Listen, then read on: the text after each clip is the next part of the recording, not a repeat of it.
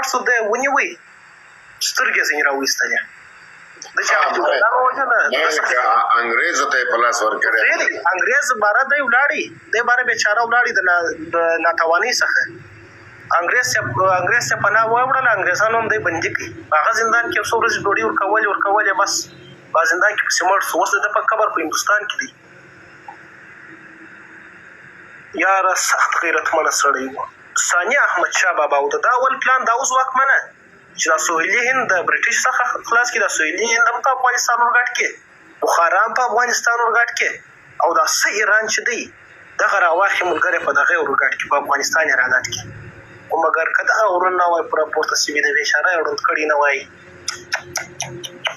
ډېر غمجن د افغانستان په تاریخ کې د شاه زمان په رقم بل داسې غمجن څوک نه دی تېر شوی غمجن بچه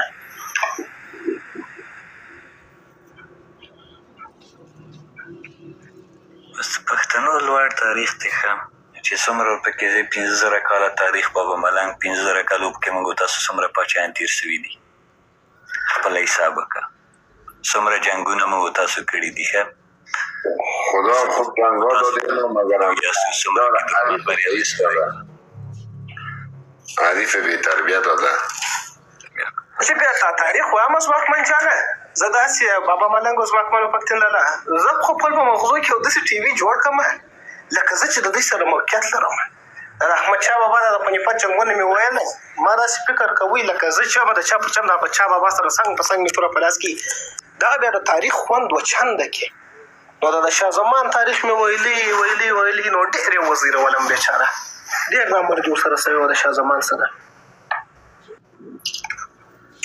احمدشاه بابا په وخت کې چې و د پښتونخوا کې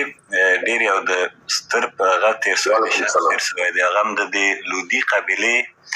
مشر هغه واده کې ما نه نوم یاد نه وتی دی داسې یو نوم لري چې هغه هم ورسره د هندوستان په فتحه کې دواړه یعنې جوړه لاړه هغه د هندوستان فتحه چې کومه وسوه هغه واده کې ګوره دا د پښتانه چې زه درته کوم وایم چې موږ تاسو انګریزان وروسته تقسیم کړو هغه وخت وښه او هغه لانجې چې وې درېیمه جګړه کې ختمې سوې او پښتانه باید نور پوه شي که هغه سیمو کې راډیو نه وای یا خبر ورته نه وي رسېدلی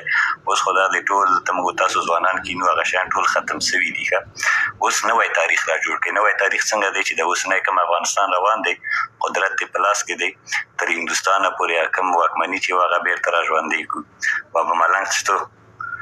که تابستان بریم در طرف افغانستان و زمستان بریم در طرف پېښور منگیشور بیاریم به جای مسکا آهنگ بخوانم